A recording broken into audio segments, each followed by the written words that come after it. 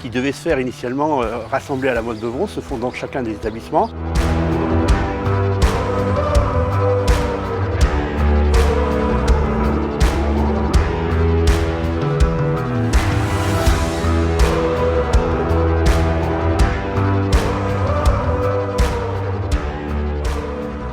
Les défis tels que nous les découvrons au cours de cette semaine, ça s'est mis en place sur l'annulation des défis qui devaient se dérouler à la Motte Beuvron sur 3 jours.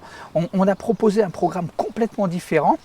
Puisque en fait c'était de mettre en avant les différentes réponses avec le cheval que pouvaient apporter les centres équestres par rapport à des publics différents.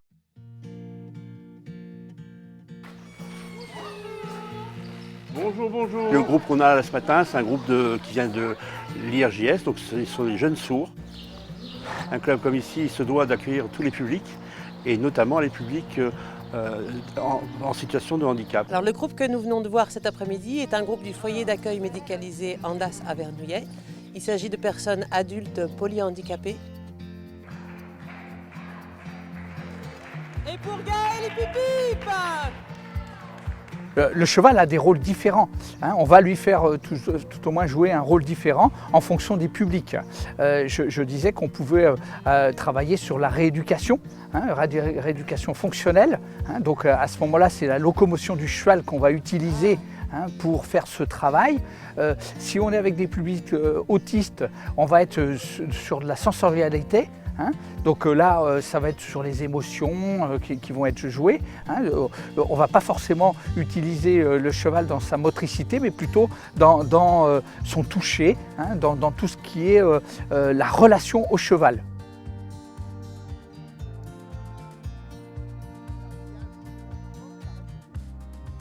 Après, il ne faut pas l'oublier, il y a aussi le sport, l'activité sportive, puisque même pour des polyhandicapés, c'était une activité sportive quand même.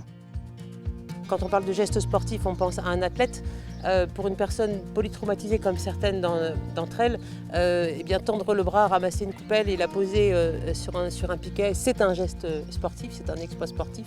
De même que parcourir 10 mètres en restant stable sur un cheval en mouvement au trot, c'est un exploit sportif.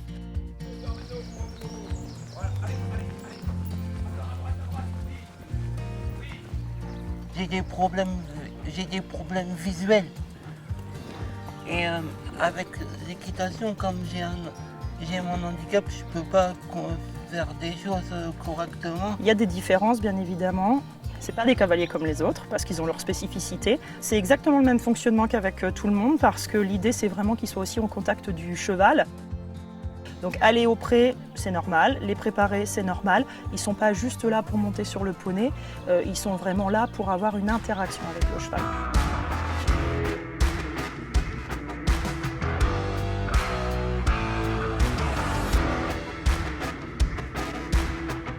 Je crois qu'on a chez le cheval un médiateur. Un vrai médiateur dans la relation, et à un moment donné, le cheval il n'entend pas quand on lui parle, justement lui, il a ses codes, et avec ces jeunes-là, c'est formidable franchement. Voilà.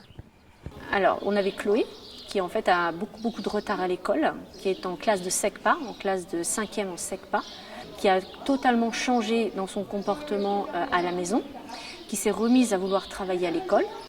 Elle était beaucoup renfermée sur elle. Et grâce au poney, ça l'a beaucoup aidé à s'ouvrir aux autres. Ah, et le départ. L'équitation, c'est le seul sport qui se pratique à deux, qui peut être individuel ou en équipe, mais à deux, puisqu'on est avec un cheval. Un cheval qui est vraiment sans jugement. Des jeunes, au début, ils étaient complètement tétanisés devant les chevaux. Et au fil des séances, avec de la patience, on leur a donné confiance en eux, et voilà, on arrive à ça. Alors c'est vrai que ça peut paraître basique, mais pour eux c'est tellement important, quoi. C'est leur Everest. Il se sent bien avec le poney, il aime le brosser, monter dessus. Et puis c'est un contact agréable, le poney lui ne demande rien et lui ne demande rien au poney de spécifique. C'est un échange entre eux et ça se passe bien. Tous ces publics-là, ils nécessitent un peu des compétences, et ces compétences, on peut les acquérir grâce à la Fédération française d'équitation, qui développe le brevet fédéral d'encadrement Equiandi, qui permet justement à nous, enseignants d'équitation, de s'approprier ces publics un peu différents, autant moteurs que mental, voilà, tous les publics différents, grâce à cette formation qu'on peut avoir au niveau fédéral.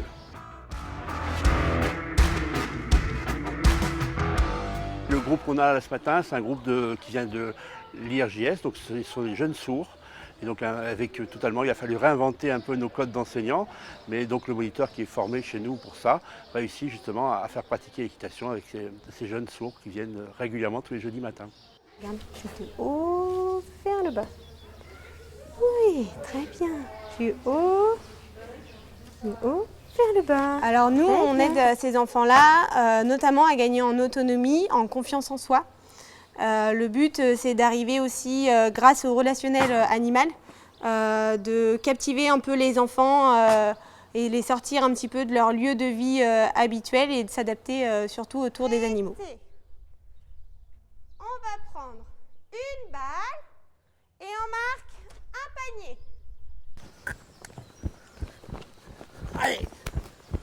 Toujours enrichissant pour nous de faire découvrir le contact de l'animal. Ah bah oui, tu prends un cravache et on le fait là-bas dans la montée là. On essaie de galoper dans la montée. Hein? Ok. Allez, moniteur. Allez.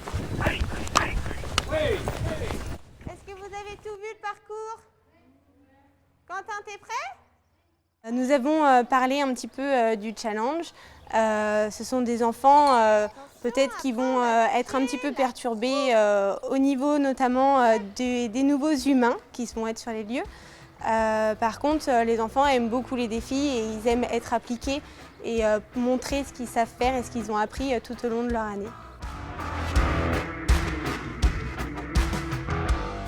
Les défis Cheval et Diversité, ça nous a vraiment intéressés comme projet parce que c'est l'occasion de montrer ce qu'on fait et aussi de voir ce que font les autres. Et ça nous donne des idées à nous pour éventuellement se diversifier et faire différemment. En plein air, le petit plot plus bas et ils reviennent tout droit. Ça, c'est la première. D'accord ? J'ai franchement un grand plaisir de ces défis parce que c'est quelque chose auquel le réseau aujourd'hui Cheval et Diversité Centre Val-de-Loire répond. Aujourd'hui, on a un groupe d'une vingtaine de clubs en région qui répondent à l'appel. On a à peu près une 150aine de jeunes qui participeront au défi. Et ça, c'est un vrai bonheur de voir progresser l'accueil des publics en situation de handicap dans nos établissements équestres en région Centre Val-de-Loire. Diversité, tout le programme qui a été établi pour cette semaine de handicap a des supports techniques très intéressants qui peuvent être utilisés par nos moniteurs et éventuellement pour d'autres publics. Donc ça a été une bonne recherche de la fédération de savoir dans quel domaine technique on pouvait faire évoluer ces défis. La Fédération française d'équitation vraiment est très engagée pour le développement des activités pour tous déjà depuis plusieurs années, mais effectivement c'est sa volonté de poursuivre cet engagement. Alors cette semaine on a fait un parcours type Equifun, donc avec différents petits parcours voilà, à passer, l'entonnoir, on n'a pas pris de choses à prendre, poser. Attention les barres, attention les barres. Le défi, c'était de relever un défi, de dépasser le faire pour faire ensemble et d'avoir des équipes mixtes qui venaient s'affronter, qui venaient prendre du plaisir au sport de l'équitation. Et on salue. Cette reprise, du coup, j'ai des personnes en situation de handicap et des personnes, des cavaliers, voilà. Donc c'est vraiment un cours qui est très mixte et donc on a préparé cette reprise de dressage. Je me suis inspirée des petites reprises de dressage qui sont dans Cheval et Diversité. J'ai fait un petit mix des deux, de la plus simple, la plus compliquée, j'ai tout mélangé et on met en œuvre. En fait, on a un cavalier qui emmène et un cavalier en situation de handicap qui suit un peu. Vous voulez refaire un tour de galop? Oui. Allez, qui est-ce qui veut refaire un tour de galop? Voilà, super. Allez Nola. Il va s'arrêter Nola. Tire pas sur les rênes Loulou. Derrière. Tire. L'idée de la journée aujourd'hui, c'est de proposer un petit peu, de se calquer en fait sur les défis cheval et diversité.